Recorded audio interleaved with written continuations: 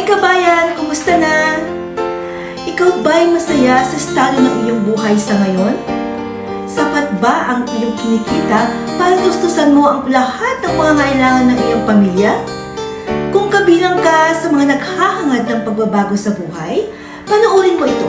Taong 2018 po, nag-join ako dito sa business na ito dahil kailangan ko talaga ng time freedom, time flexibility para po masamahan ang aking panganay na anak sa kanyang mga special therapies.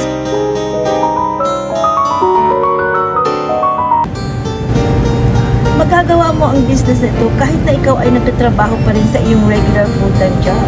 It's because of the automation that runs the business for you at the background. Hindi po kayo mag-isang gagawin ito. Kasi meron po kayong personal mentor at coach para gabayan kayo kung paano ninyo patatakbuhin ang negosyong ito. Ako ay full-time mom at nag-aalaga sa anak ko. Meron pa rin po akong pinaaabot na income dahil sa digital business na ito. Ito po yung gusto ko sa business ko kasi I can take my baby to his speech therapy ng weekend. Kasi kung isipin mo, ang life ko noon, I'm working 15 hours a day. I'm so grateful na ngayon, part-time na lang ako. Tapos itong business para sa lahat. Kasi kahit ordinaryo ka lang na empleyado, pwede mong magawa yung business na to. At saka hindi ka mahihiya kasi legitimate naman siya. Ako nandito sa Australia, ang business ko ay registered sa ASEC.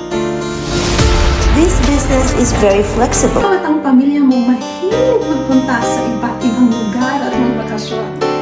Walang problema dyan dahil sa online business na ito, very manageable at worldwide ang sakop nito. We are online business mentors dedicated in helping you to start a successful digital business. How this business changed our lives? At dahil dito sa business, hindi namin inaasahan na makakabili kami ng aming pinapangarap na bahay at lupa dito sa Spanya.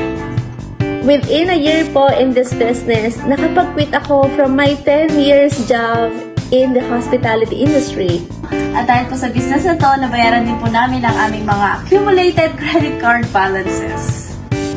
Laki pong pasasalamat ko at natagpuan ko ang aking business na to, nagkaroon po kami ng sariling bahay.